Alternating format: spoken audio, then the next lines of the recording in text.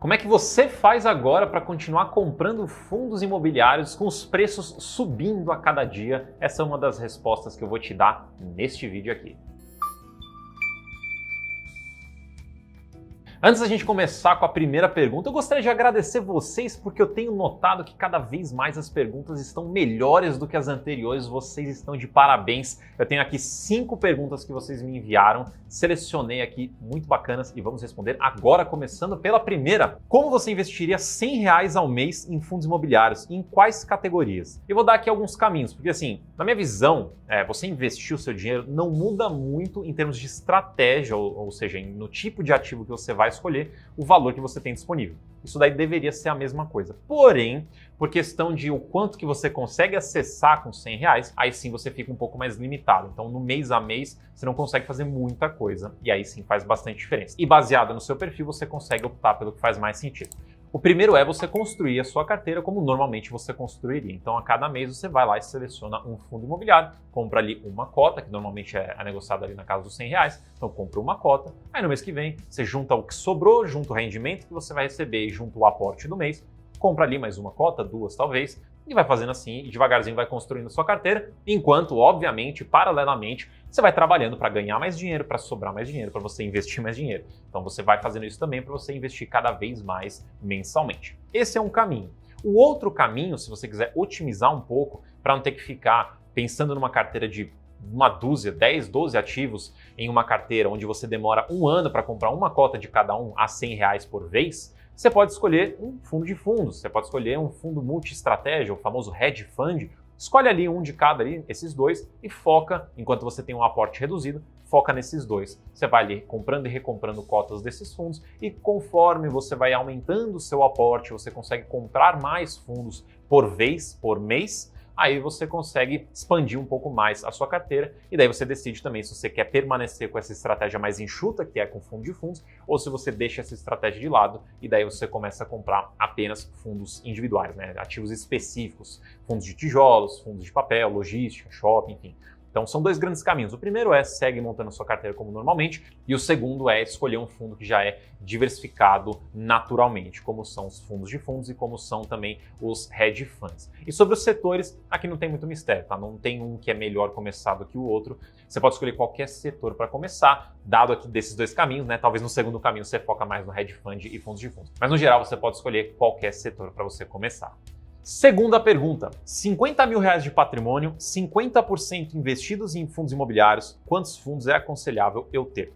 Bom, a parte dos R$50 mil, isso não importa muito para a gente aqui, o que importa mais é a porcentagem, porque a gente vai sempre olhar de uma forma proporcional. Então você pega a sua carteira como um todo, olha tudo, renda fixa, fundos imobiliários, ETFs, ações no exterior, olha tudo.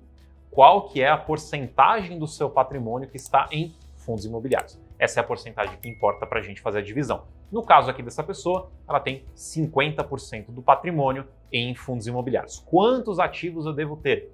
A regra de ouro é você não ficar exageradamente exposto em um único ativo. Então, se você tivesse só um fundo imobiliário, você teria 50% do seu patrimônio em um fundo imobiliário. Isso é uma concentração muito grande. E concentrações muito grandes podem apresentar riscos muito grandes também. Caso dê algum problema com esse fundo imobiliário, é 50% do seu patrimônio que será afetado. Então você deveria pensar já mais uma quantidade de 10, 12 ativos. Porque se você divide em pesos iguais, vamos usar 10 aqui para a conta ficar mais fácil, se você tem 10 fundos imobiliários e 50% do seu dinheiro está em fundos imobiliários, você vai ter 5% do seu patrimônio em cada um desses fundos imobiliários. E 5% já é uma porcentagem, já é um valor muito mais razoável de você dividir a sua carteira. Se quiser, você pode até aumentar um pouquinho mais para ficar ali talvez mais próximo dos 3%, se você preferir, mas essa margem já é uma margem mais interessante. Então, para você que tem 50%, algo ali, 10, 12, um pouquinho mais, um pouquinho menos, já é um número interessante para você trabalhar. Terceira pergunta, de uma forma simples, o que é equity?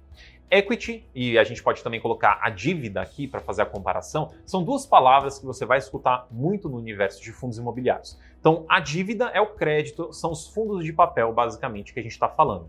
Quando a gente fala de equity, equity nada mais é, e aqui usando palavras sinônimas para ficar fácil para você entender, equity é participação, sociedade, é ali realmente você estar diretamente no negócio, diretamente no risco do negócio.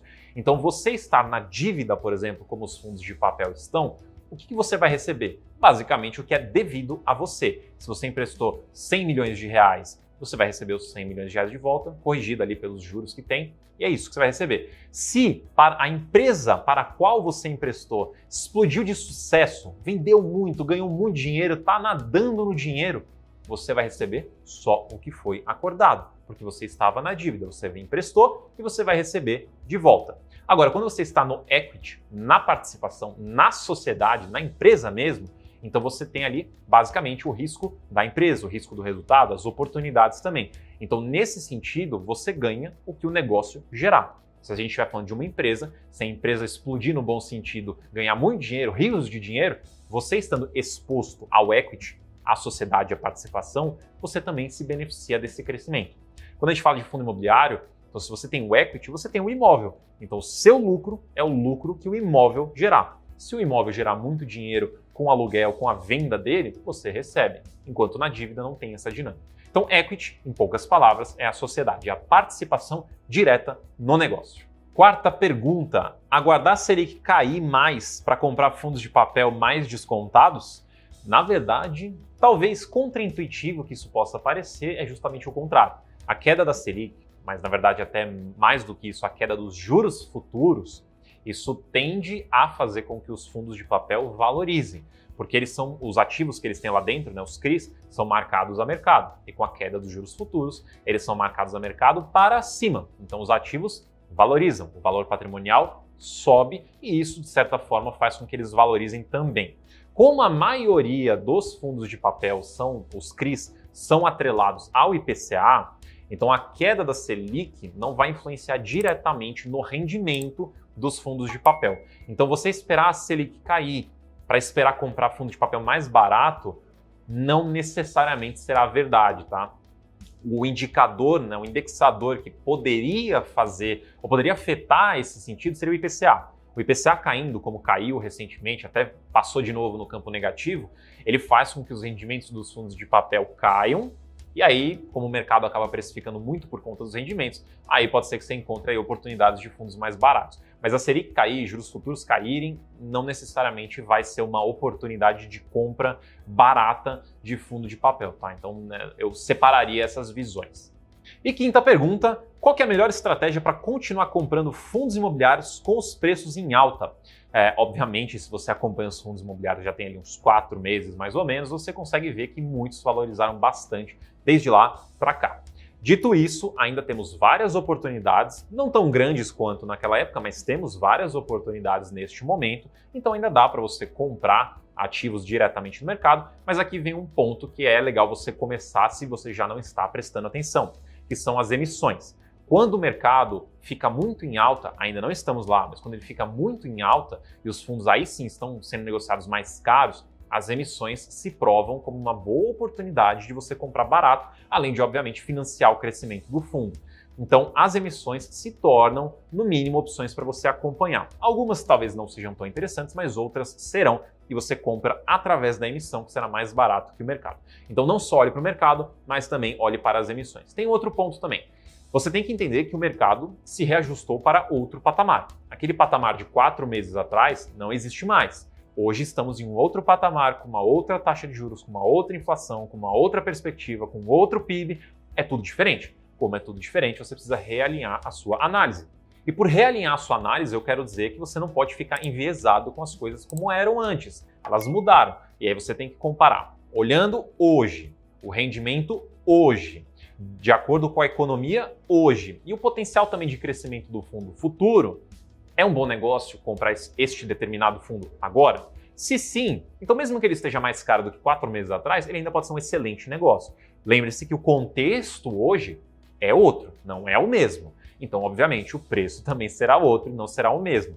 Então, e conforme também a Selic cair, e os juros futuros caírem também, isso vai impactando a precificação de fundo imobiliário. Então, não tem muito o que fazer nesse sentido, você precisa se readequar. Se você entender que o mercado e também as emissões está tudo caro, não vale mais a pena, você pode olhar para outros investimentos. Talvez alguma coisa em renda fixa, talvez alguma coisa fora do Brasil, talvez outro tipo de investimento possa ser, aos seus olhos, mais interessante para investir nesse momento. Lembra que quando você está construindo uma carteira de investimentos, você tem um portfólio diversificado, com fundos imobiliários e outras coisas. E você vai sempre olhando a melhor oportunidade do momento, analisando tudo que você tem na sua carteira. Às vezes pode ser fundo imobiliário, às vezes não, às vezes pode ser outra coisa. Então tenha isso em mente também. E se você quer aprender um pouquinho mais sobre fundos imobiliários, mais no detalhe e com o professor Baroni, eu vou deixar aqui na descrição um link com um cupom de 56% de desconto para você participar do curso de fundos imobiliários. O cupom é o FIIs 56 OFF. Para você aproveitar o desconto, é só clicar no link da descrição.